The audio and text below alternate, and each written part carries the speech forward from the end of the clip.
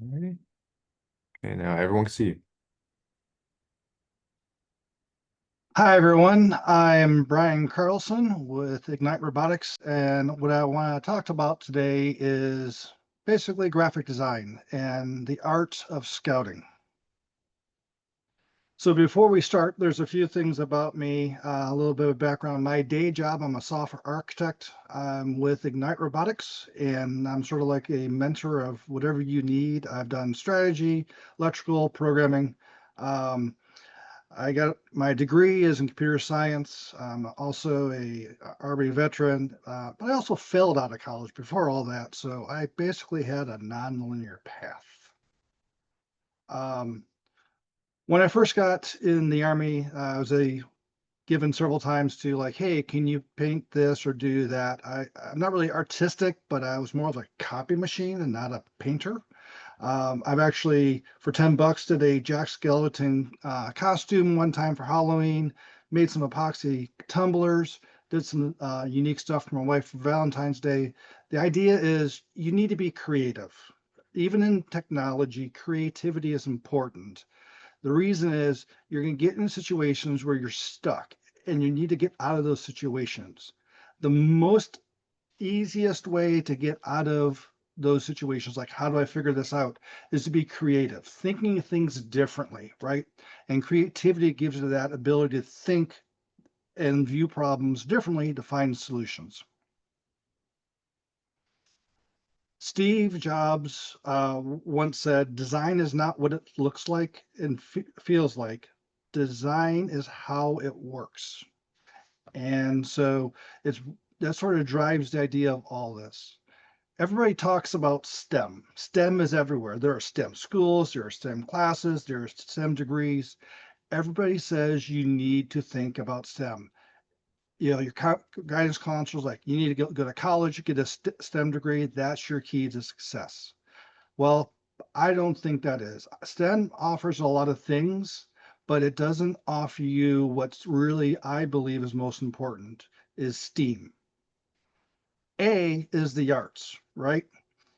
It's very important that you have a well-rounded education and focusing on the arts.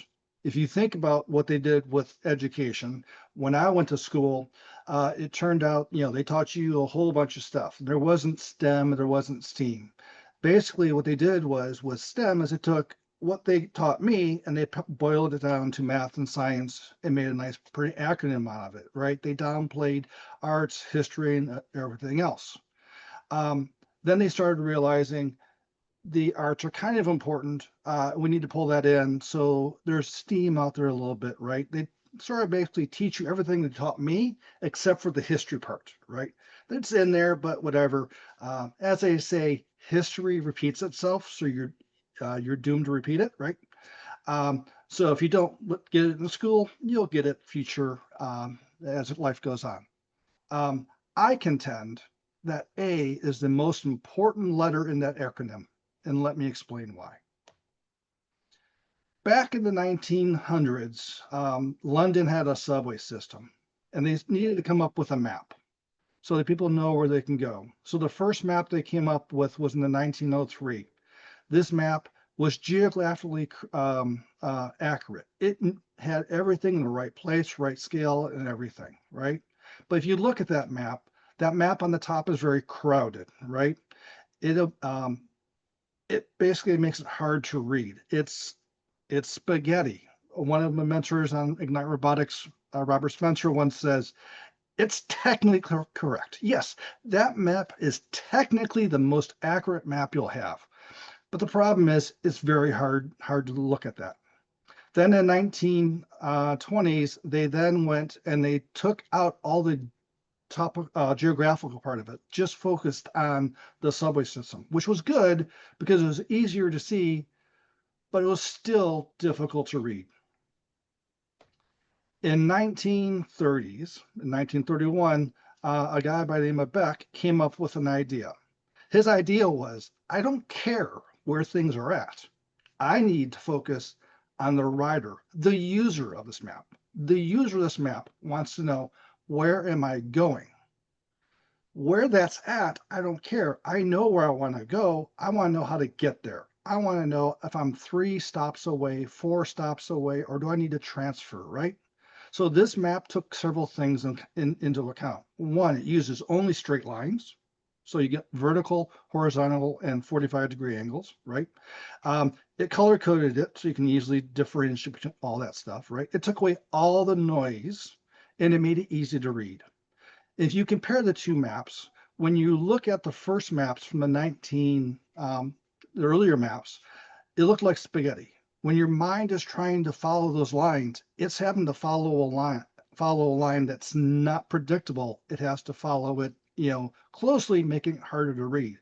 But when you have a map like this, where it's left, right, and diagonal, it's more organized and it's easier for your mind to understand. And this map is what we've used for the past 95 years, right? There's variations, but this is what we use because they focused on the user and not about being technically accurate. So let's talk about some other things more recent. Back in 1999, a few years ago, um, Yahoo was the biggest company out there. It had TV commercials, which was, a rarity back then. It was the one-stop shop. It had search, news, it had uh, groups, this thing kind of like before bulletin boards, before social media. Uh, it had business stuff. It had everything that you wanted. It was in one spot, and they were the wealth, the largest capitalized company out there. Then Google happened. They just said, "I'm going to take a box. I'm going to take a button, and I'm going to focus on what does the user want. I want to search," and it made it so simple and they were ineffective at what they did, they dominated. Hey, Another sorry, one sorry, one going back, second. Is it supposed to have different slides? Is it, or does it just show the first screen one? my slides aren't, why my slides are changing locally. Now it's changed. I don't know. It changed it to the Google slide. Oh, let me go back. Do you see these? Yes. All right. So there's the maps. So let me go back. See how they're kind of chaotic. Uh, and this is the map we have nowadays. We see that. Yahoo uh, had a very cluttered display where Google was very simple. So, continuing on. Also at that same time, do you see this one? Should be a Discman. Do you, Yes, we can. Okay. okay, good. Make sure it's changed. The Discman was a very popular thing. Everybody had a Discman. We had MP3 players and we had CDs.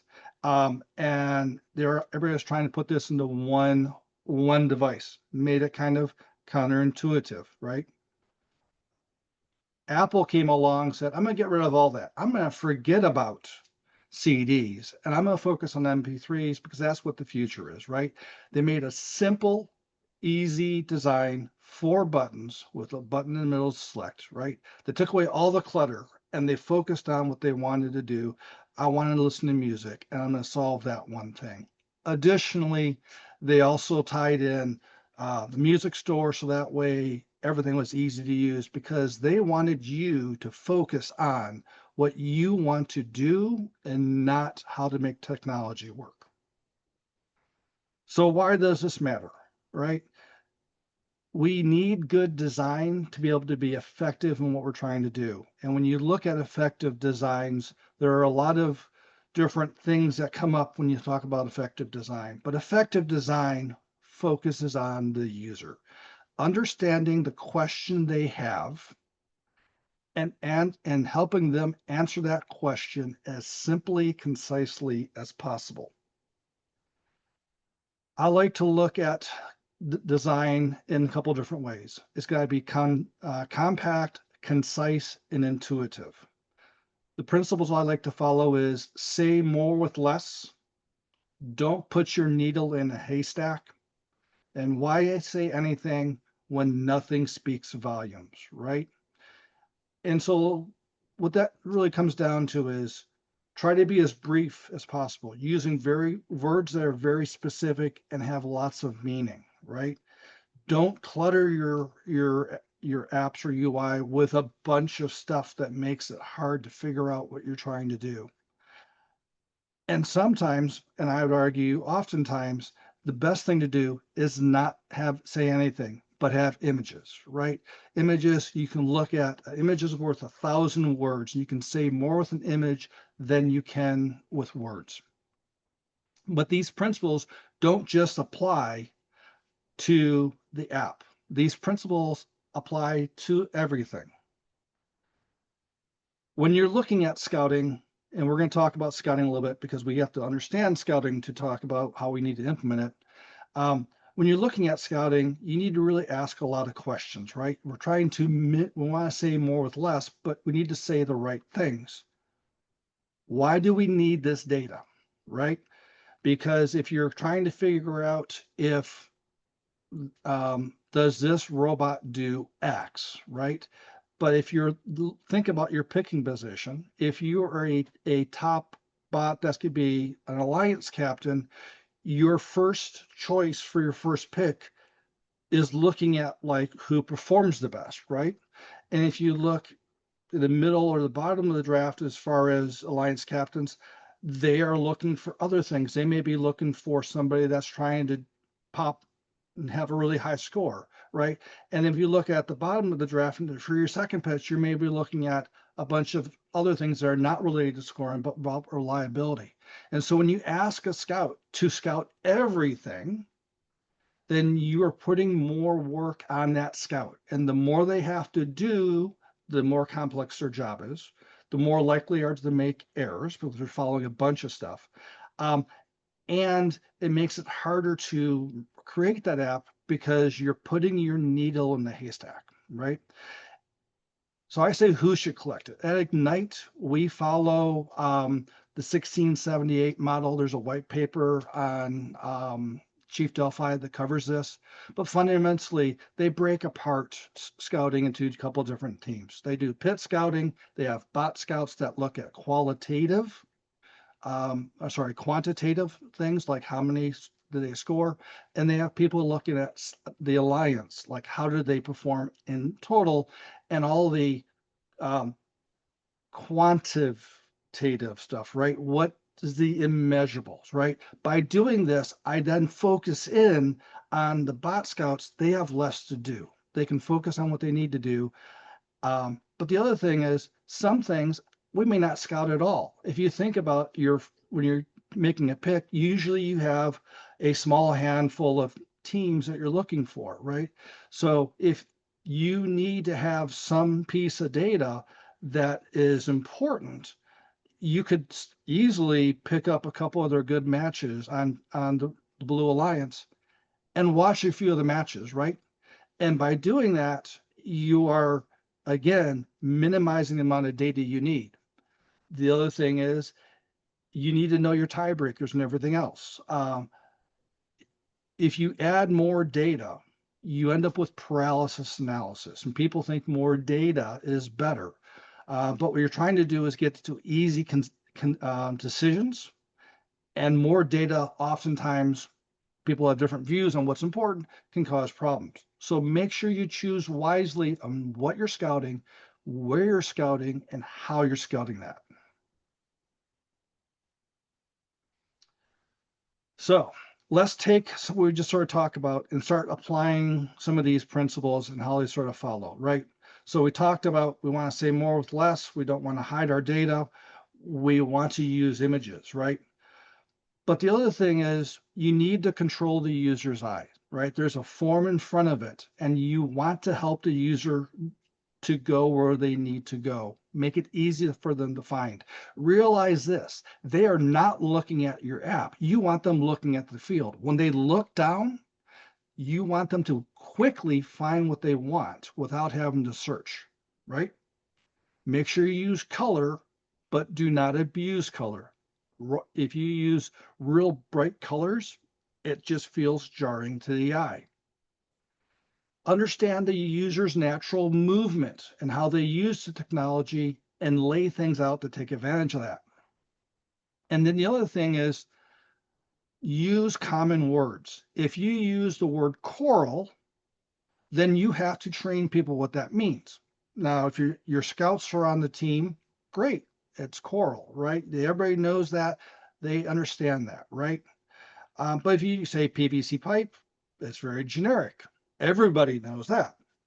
But if you show a picture, I don't have to say anything, right?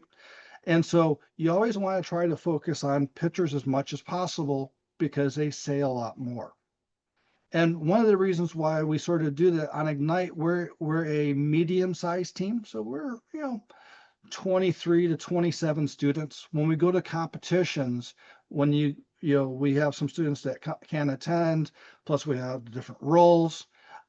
We are oftentimes right there at the number of students that we can have scout around 6, that we sometimes need to get parents to come in and help out. And so if I need to have a parent come in and I say coral, they have no clue what we're talking about, right? So that means I have to do training sessions before we get to competition, a couple of them, to be able to explain this. I've now taken 2 hours of time out of build season, which time is the most expensive thing we have, to do that. But by using more common to understand terms and not game specific terms, allows you to do some very interesting things. Yeah, for example, when we went to our competition at Statesboro, we didn't have a full set of 6 scouts that we could scout with. We had like 3 or 4, and we went to some other teams. And I said, "Do you want to scout? Can I show you the app?"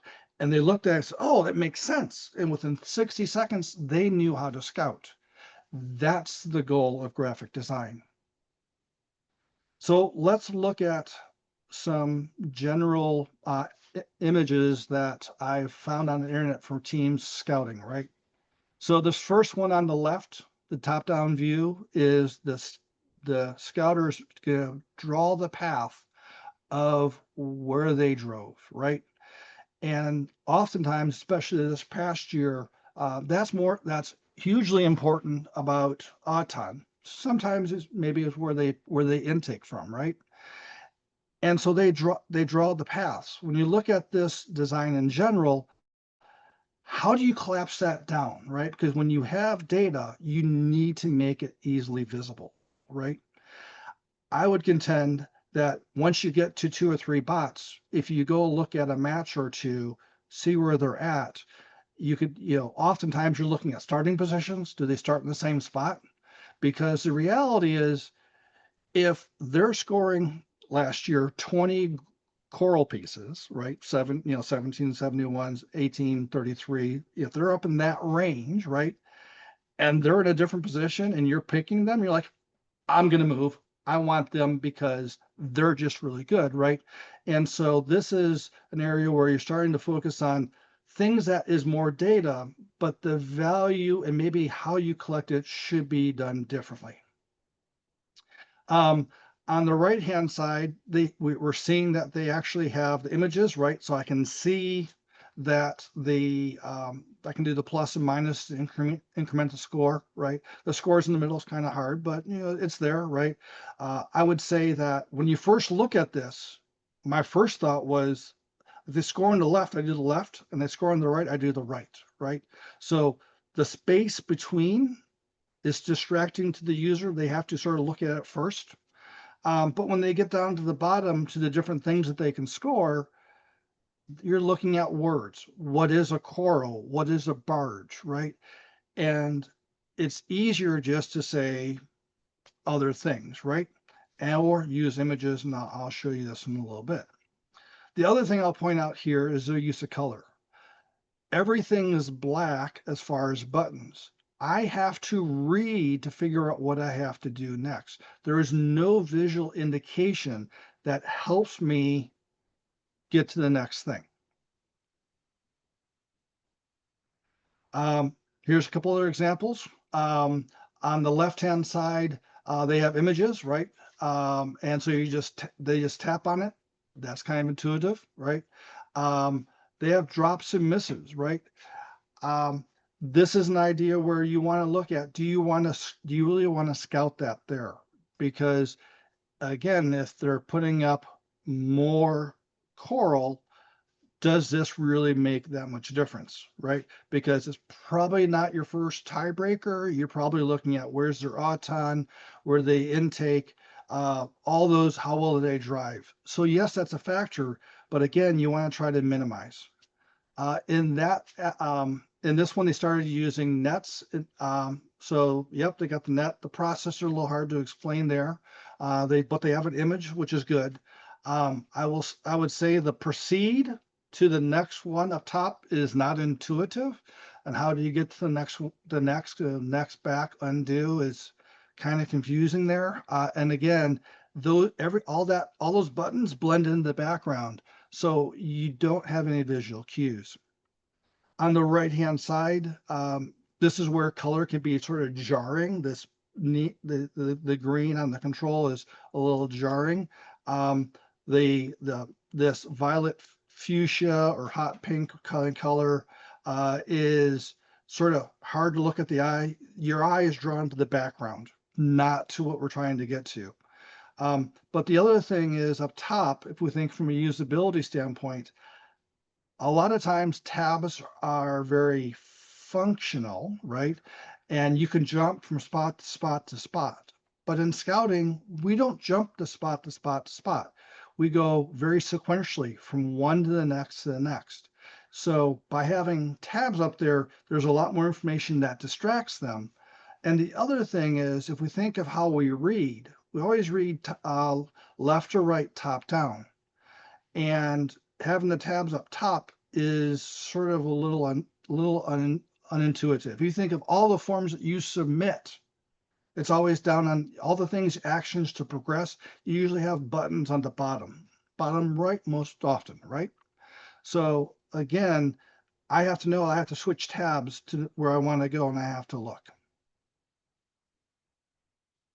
Um, on the left, one of the things here, they use color to highlight your eye, but because the color they chose was light color, and the plus and minus is a light color, it makes it harder to read, right? And in the end game, they have a lot of options, right? Very wordy, and I have to click and read, and it's like another team human player, right? And so you have to drop down and figure those out. You want things that are very easily digested and they can act quickly. They do have a continue button at the bottom, which makes focus really well, right? And then on the right, you have this form that has a lot of space, right? The text on the screen is very small. If you put that on a phone, that's going to be very difficult to read. If you want to get parents involved, trust me, when you get older, small text is not good to read. Okay.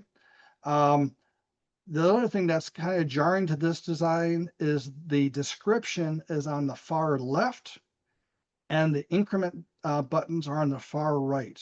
You have to just go left to right to make sure you're touching the right button. There's not an easy way to do it quickly by looking down and in one spot knowing what you're doing. You have to look down, find the word on the left, scroll to the right, and click the the right button. So let's talk about what we've done at Ignite and how we sort of incorporated some of these principles, right? So these are the three screens we had.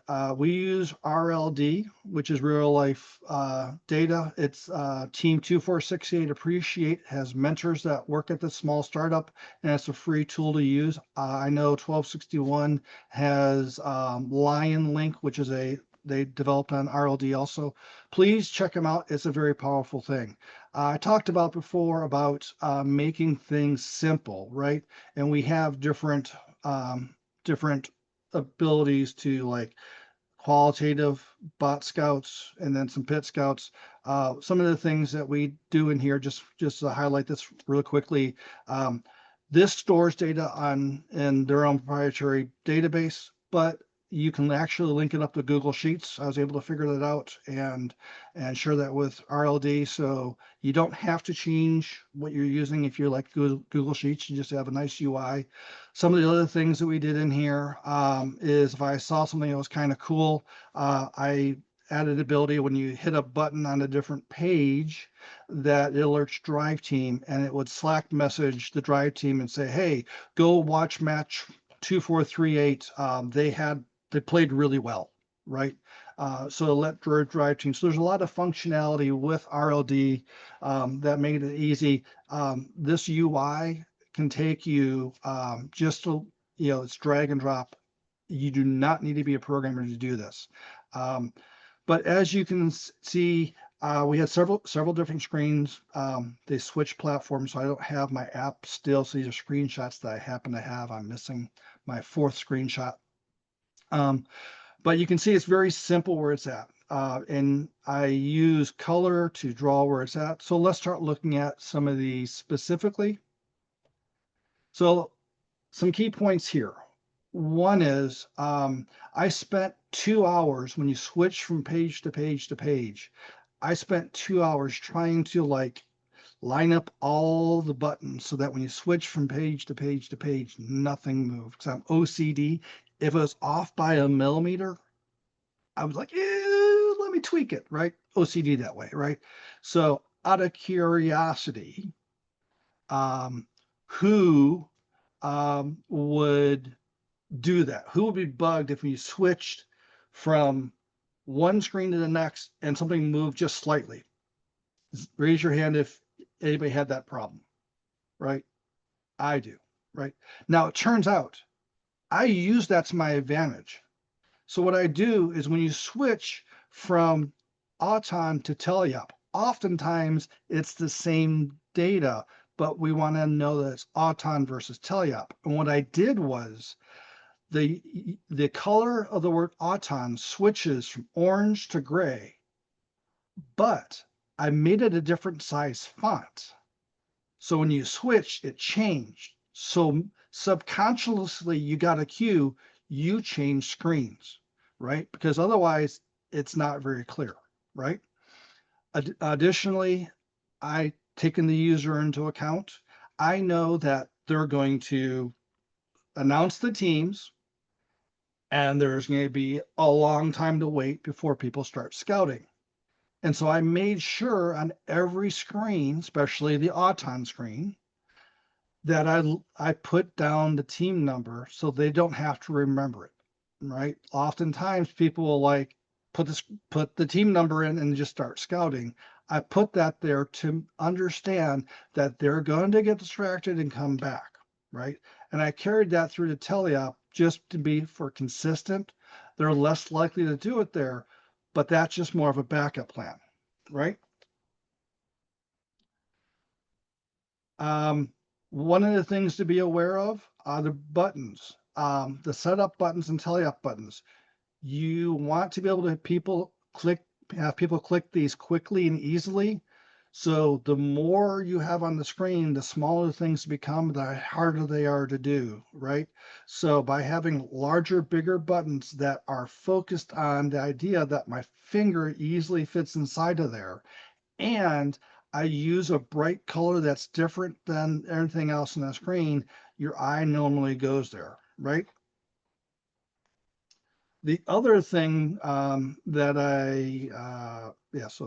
we'll move on from there. If we look at Endgame, I went ahead and I was trying to figure out how do I figure out deep and shallow climb. And so I came up with this idea of how to visually represent that. And the other thing that I want to mention in this one is if you look at that screen and if you're scouting and they decide to continue to score and not do end game, that screen is filled out. So if the robot doesn't do anything, you don't have to do anything. All they have to do is click submit. So I make sure all the presets are all set. I don't want them to say yes to this, no to that, no to that. I set them all to no, so they in one action can have it filled out and then click submit, right? Um, Another thing that I follow is the idea of a right-handed user, right? So uh, the right-hand button always advances you to the next screen. Left goes back, right? That's how we read books. The other thing that I talked about is buttons on the bottom, but most people are right-handed. It is most comfortable for them and shortest to go to the bottom right hand of the screen, right? So I put the buttons right there so that what I want them to do is the easiest thing for them to do, right? So you always want to try to look at how to keep things concise. And sometimes it's hard, right? So one of the things I looked at was um, previous year's games. How can I take this one, which I got this simple bar, but previous years were a little more challenging. And so I took a few minutes to challenge myself some of the past few years. So in 2023, we had this idea of a platform that was level or not level, and you had to be on level for my points. And I'm like, how can I visually represent that? And I'm like, I can do that. I'm like, there you go. And then it's like, well, what about in 2024? I'm like, there's my levels. At the bottom on the bottom, they can do either one. I did this in a matter of about 10 minutes. So I would reiterate on this one. The one thing I would say about this design, I don't get the column, the linear, the vertical column there as much as I'd like. I would probably try to, redesign the bottom one a little bit more so it's clear that this is a column. Maybe put a box around them where you can basically visually show the levels more clearly. I got around it this one by saying level 1, 2, 3. Probably that's probably wrong. I probably should say bottom, middle, high. But you can see how you can iterate there. And then last year, shooting notes, right? Um, you know, two things I did here. I have the first one is that I say Scott shot scored, so I know I'm shooting, right? I also show a note going into the speaker. The amp is hard to read, especially when it's you see the back of it, right? So I said through the wall, right? If you see him putting something through the wall, it's that. And then finally, at the end of the season, passing was an important thing, and I thought that was a good indication of passing. So uh, you can do a lot of these things graphically where you're able to just give this app to somebody without training and be able to get your data. But again, you're talking about how do you say things simply and concisely, when to say it, or and where to say it, where to collect it, right? You know, everything that you do, even outside scouting, I said this before, is concise. It applies in all communication. I'll give you an example. Um, if I ask you really quickly to think about how would you describe FRC? So let's think about that. In your mind, say the first 15 or 20 things, or the 5 or 10 or 15 things you think you would want to mention if you say FRC. Here's how I would say I describe FRC, right? We have a short attention span. People are not going to pay attention for a half hour. Here's how I describe it in 20 seconds. We build robots that are 3 feet by 3 feet, 5 feet tall, weigh 150 pounds, move 120 feet a second, played on a field that's a little bit smaller than a basketball court. It's 3v3. We don't destroy each other. We do cool stuff like trying to shoot a frisbee through a small hole from 20 feet away.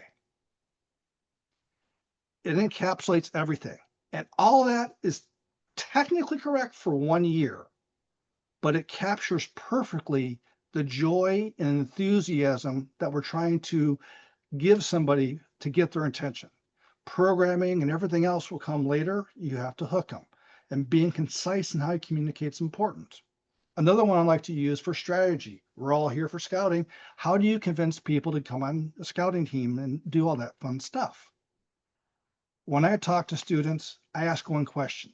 I'm like, hey, Did you ever listen to your parents and do what they told you to do, but still get in trouble? Come join strategy. We want to find ways how to follow the rules to our advantage, right? It's those kinds of things that allows you to communicate quickly and precisely and engaging, right? You're thinking about the user. So all these principles apply broadly, not just to graphic design. And I'll go back to where I started. A is the most important thing. Why? If you think about it, Yahoo had the same technology, they had the same engineers, right? They won because somebody with an artistic idea said, how can I solve this simply? The UI is the most important thing. You can solve all the problems in the world, but if your users can't use it, it is not value. It is not going to do anything. Apple and Google are two of the largest companies, and they're driven by design and simplicity. So if these concepts are interesting to you and you want to follow on more, let me go over here. Where's my mouse? Uh, there's a great website called Smashing Magazine. They actually have stuff like how to design design UIs for left-handed people, the psychology of color, how can you take design to help protect older users from scams, right? There's so much to the psychology behind design, understanding the user, and this is a great resource. So, all that being said, are there any questions?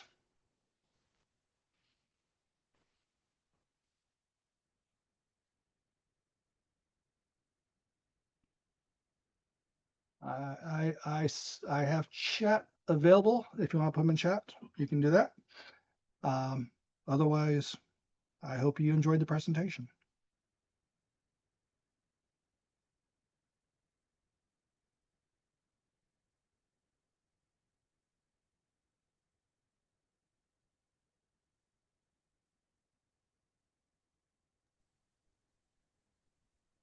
There's a question in Q&A. Up.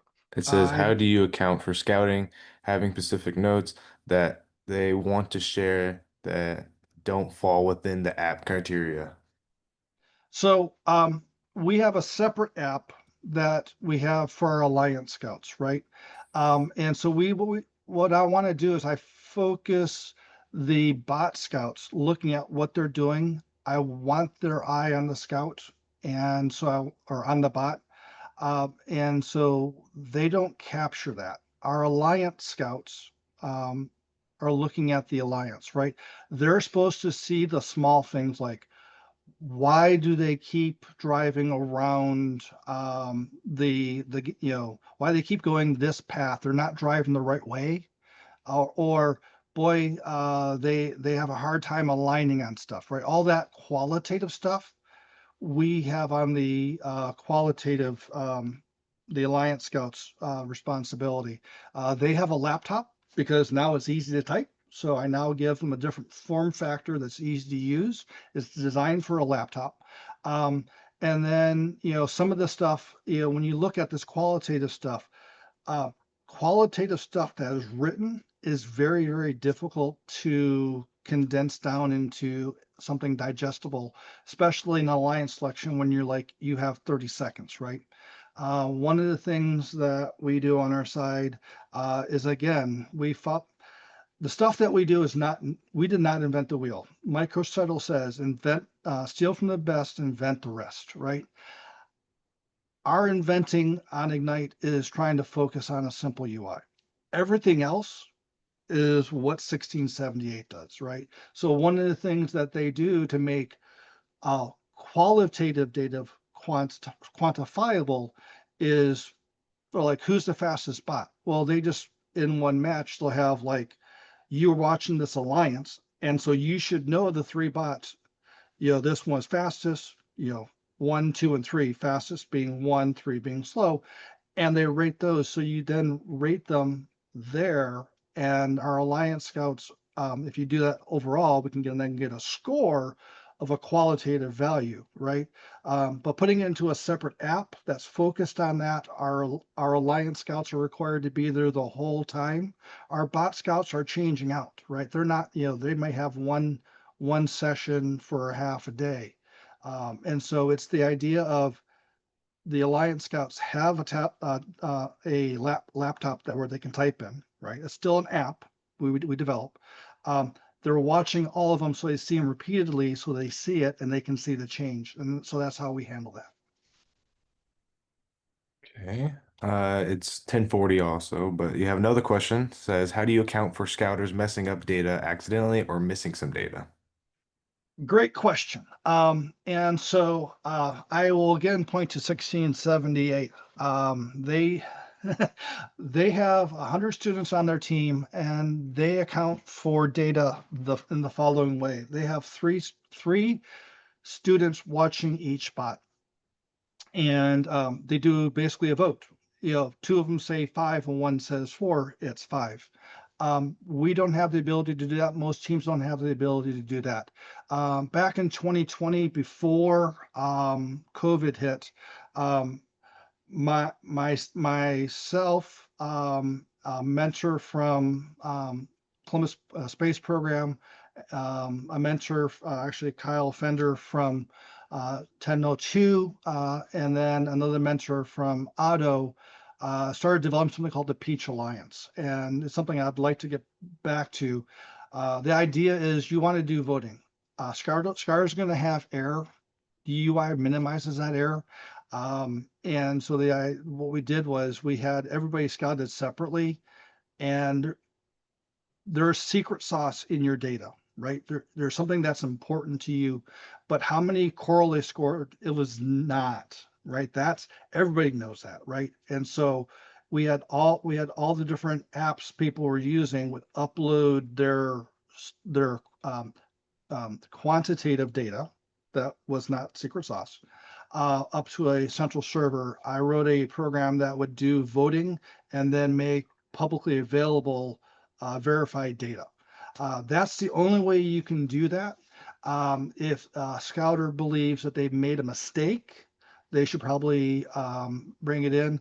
But outside of doing multi-scout, getting consensus, the best you can do is give a good UI that makes it less likely from them to make mistakes.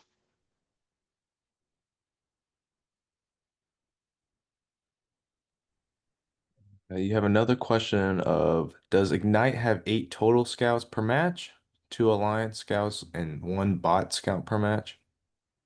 So what we do is we want to have 6 bot scouts, and then we want to have we usually have 2 or 3 Alliance scouts, right? And so our Alliance scouts tend to be our strategy team, and people that really want to be heavily involved in like the details of Alliance selection, because we need them to see everything. Bot scouts watch one bot. I know a lot of teams will say like, I want drive team. Like, well, drive team watched one bot in 12 matches, and hopefully they're watching our bot, right? Because they're driving it. I believe bot scouts having breaks, they see maybe a third of the matches. So that's where we focus on Alliance Scouts doing that. And we want our strategy team there because all those details of like, oh, they did that. That's wait, you know, I can't believe 1771 in 2022 grabbed 3 balls. I thought that was illegal. Oh my God, it's legal, right? Your strategy team will see that, and we want them watching all the matches, and we want them to observe the match, not focus on one bot.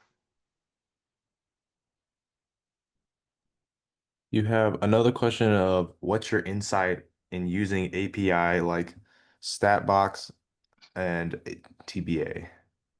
Um, what I would say is if you have a small team, I would not do bot scouting. I would focus on the alliance scouting.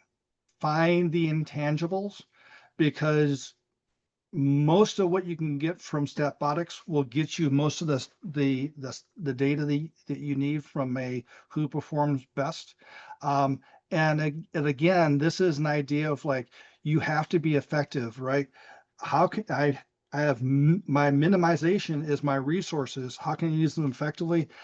And I would look at the Alliance Scouts, and then maybe, after day one, if something you're looking at specific bot, have somebody watch a bot, but I would try to blend those together. And I think StatBotics is a great resource to use.